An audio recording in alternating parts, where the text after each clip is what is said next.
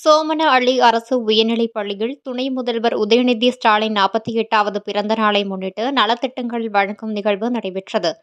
தருமபுரி மாவட்டம் பாலக்கோடு அடுத்த சோமனஅள்ளி அரசு உயர்நிலைப் பள்ளியில் துணை முதல்வர் உதயநிதி ஸ்டாலின் அவர்களின் 48வது பிறந்த நாளை முன்னிட்டு பாலக்கோடு திமுக கிழக்கு ஒன்றிய இளைஞர் அணி சார்பாக நலத்திட்டம் வழங்கும் நிகழ்ச்சி மாநில விவசாய அணி துணைத் தலைவரும் முன்னாள் சட்டமன்ற உறுப்பினருமான PNP இன்பசேகரன் தலைமையில் செவ்வாய்க்கிழமையான இன்று காலை 11 மணிக்கு நடைபெற்றது.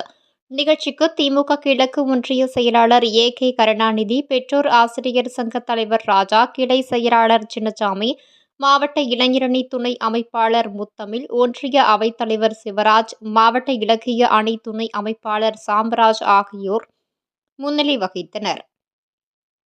நிகழ்ச்சியில் மாநில விவசாய அணி துணைத் தலைவரும் முன்னாள் சட்டமன்ற உறுப்பினருமான PNP இன்பசேகரன் பள்ளி மாணவர்களுக்கு நோட்டு புத்தகங்கள், எழுது பொருட்கள் வழங்கி மாணவர்கள் நன்றாக படித்து அரசு பள்ளி மாணவர்களுக்கு தமிழக அரசு வழங்கும் சலுகைகளை பயன்படுத்தி கல்வியில் முன்னேற வேண்டும் என கேட்டுக்கொண்டு மாணவர்களுக்கு இனிப்புகளை வழங்கி பள்ளியில் மரக்கன்றுகளை நட்டார். அதனைத் தொடர்ந்து மதியம் 2 மணிக்கு செக்கோடி பகுதியில் செயல்பட்டு வரும் ஆதரவற்ற முதியோர் மறுவாழ்வு இல்லத்தில் முதியோர்களுக்கு வேட்டி சேலை மற்றும் அசைவ உணவுகள் வழங்கப்பட்டது.